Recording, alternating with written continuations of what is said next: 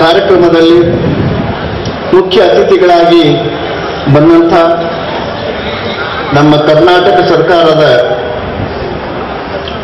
ಕಾರ್ಯದರ್ಶಿಗಳಾದ ಶ್ರೀ ಎಂ ಮಹೇಶ್ವರ ರಾವ್ ಸಾಹೇಬ್ರವರೇ, ಈ ಒಂದು ಕಾರ್ಯಕ್ರಮದ ಅಧ್ಯಕ್ಷತೆಯನ್ನು ವಹಿಸಿದಂಥ ಹಾಗೂ ಈ ವಿಶ್ವವಿದ್ಯಾಲಯದ ಕುಲಪತಿಗಳಾದಂಥ ನನ್ನ ಗೆಳೆಯರಾದಂಥ ಶ್ರೀಮಾನ್ ಡಾಕ್ಟರ್ ಡಿ.ಪಿ. ಬಿರಾದಾರ್ ಸಾಹೇಬ್ರವರೇ, ಈ ಕಾರ್ಯಕ್ರಮಕ್ಕೆ ಆಗಮಿಸಿದಂಥ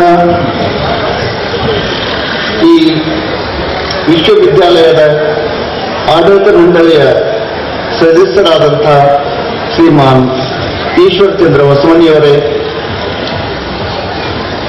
ಸಹೋದರಿ ಶ್ರೀಮತಿ ಬಿ ಸುಮಿತ್ರಾದೇವಿಯವರೇ, ಅದೇ ರೀತಿ ಈ ಕಾರ್ಯಕ್ರಮಕ್ಕೆ ಆಗಮಿಸಿದಂಥ ಜೈ ಕಿಸಾನ್, ಜೈ ಜವಾನ್, ಜೈ ಕಿಸಾನ್ ಅನ್ನುವ ಒಂದು ಪದವನ್ನು ಅತ್ಯಂತ ಸೂಕ್ತವಾಗಿ ಮಾಡುವ ಸಲುವಾಗಿ, ಕಾರ್ಯರೂಪಕ್ಕೆ ತರುವ ಸಲುವಾಗಿ ನಮ್ಮ ಕುಲಪತಿಗಳವರು ಒಂದು ಹೊಸ ವೇದಿಕೆಯನ್ನು ನಮ್ಮ ಈ ಒಂದು ಸೈನಿಕ ಬಂಧುಗಳಿಗೆ ಕೊಟ್ಟಿದ್ದಾರೆ.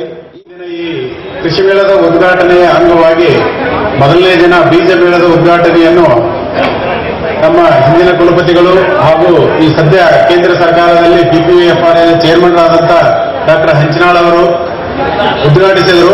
ಈ ವರ್ಷದ ಕೃಷಿ ಮೇಳ ಬೇಳೆಕಾಳುಗಳ ಮೇಲೆ ಮಹತ್ವವನ್ನು ಕೊಟ್ಟು ನಾವು ಆಚರಣೆ ಮಾಡ್ತಾ ಇದ್ದೇವೆ.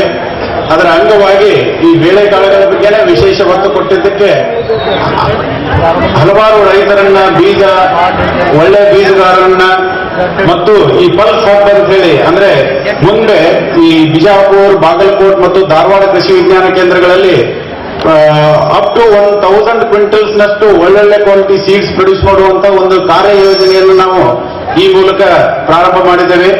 ಈ ವರ್ಷದ ಕೃಷಿ ಮೇಳದ ಇನ್ನೊಂದು ವಿಶೇಷ ಕಾರ್ಯಕ್ರಮ ಅಂದ್ರೆ ಜೈ ಜವಾನ್ ಜೈ ಕಿಸಾನ್. ಇದೇನು ಹೊಸದಲ್ಲ.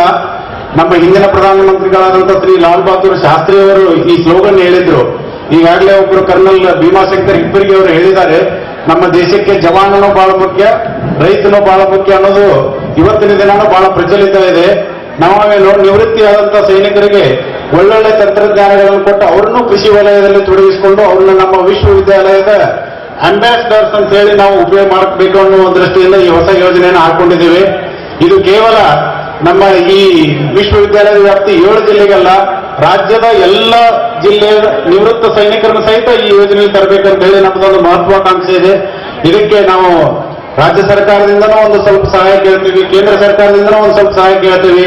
ಆದ್ರೆ ಈ ಯೋಜನೆಯನ್ನು ಸಂಪೂರ್ಣವಾಗಿ ಫಲಪ್ರದ ಮಾಡಬೇಕಂತ ಹೇಳಿ ಈ ವರ್ಷವಿಡೀ ಹಲವಾರು ಕಾರ್ಯಕ್ರಮಗಳನ್ನು ಹಾಕ್ತೇವೆ. ಇನ್ನು ಮುಂದೆ ನಾಳೆ ಕೃಷಿ ಮೇಳದ ವಿದ್ಯುಕ್ತ ಉದ್ಘಾಟನೆ ಕಾರ್ಯಕ್ರಮ ಇದೆ. ಹಲವಾರು ಪ್ರದರ್ಶನಗಳಿದಾವೆ. ಇಲ್ಲಿ ಮತ್ಸ್ಯ ಮೇಳ ಇದೆ, ಫಲಪುಷ್ಪ ಪ್ರದರ್ಶನ ಇದೆ. ನೀವು ಇಲ್ಲಿ ನೋಡ್ತಾ ಇದ್ದೀರಿ, ಈ ಸಲ 900 ಮಳಿಗೆಗಳು ಬಂದಿದ್ದಾವೆ. ನಾವು ಹೋದ ಸಲ ಕೇವಲ 630 ಮಳಿಗೆಗಳಿದ್ದು.